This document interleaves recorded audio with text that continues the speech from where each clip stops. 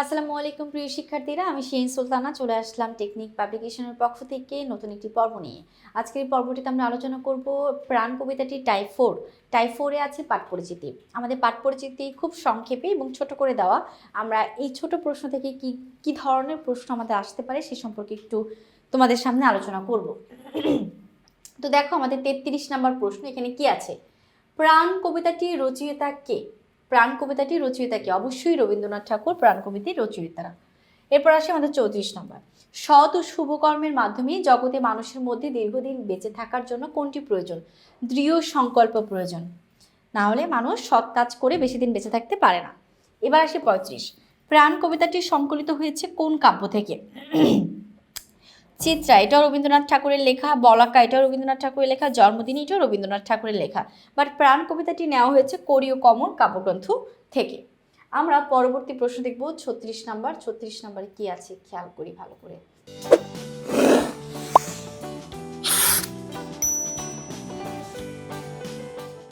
কবি রবীন্দ্রনাথ ঠাকুরের অভিলাষের সাথে সম্পর্কিত বিষয় কোনটি?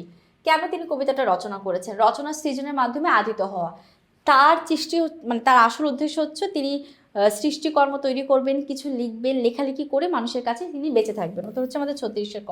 এবার 37-এ কি আছে? প্রাণ কবিতার বিষয়বস্তু সম্পর্কে কোন বাক্যটি সঠিক? দীর্ঘদিন পৃথিবীতে বেঁচে থাকা প্রয়োজনীয়তা না, মৃত্যুর পরও মানুষের হৃদয়ে স্থান পাওয়ার যে চেষ্টা বা বাসনা, সেটা হচ্ছে প্রাণ কবিতার বিষয়বস্তু। তারপর আমাদের 37-এর 2। এবার 38।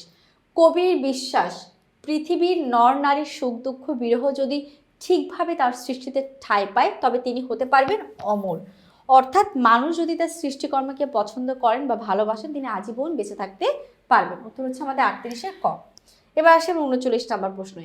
দেখো 39 নম্বর কি বলেছে?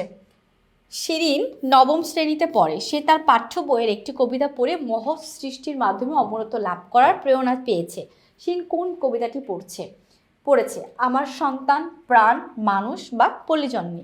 সঠিক কথা হচ্ছে প্রাণ, কারণ প্রাণ কবিতাটির মধ্যেই অমরত্ব লাভ পাওয়ার বিষয়টা বোঝায়। অর্থাৎ সে কিভাবে সামনে এগোবে, কিভাবে সৃষ্টির মাধ্যমে মানুষের কাছে বেঁচে থাকবে, সেই জিনিসটি এখানে লক্ষ্য করা হয়েছে।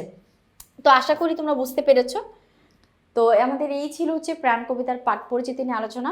তো আজকে পর্যন্তই। পরবর্তী পর্ব নিয়ে খুব দ্রুত হাজির হব। আল্লাহ হাফিজ, আসসালামু আলাইকুম।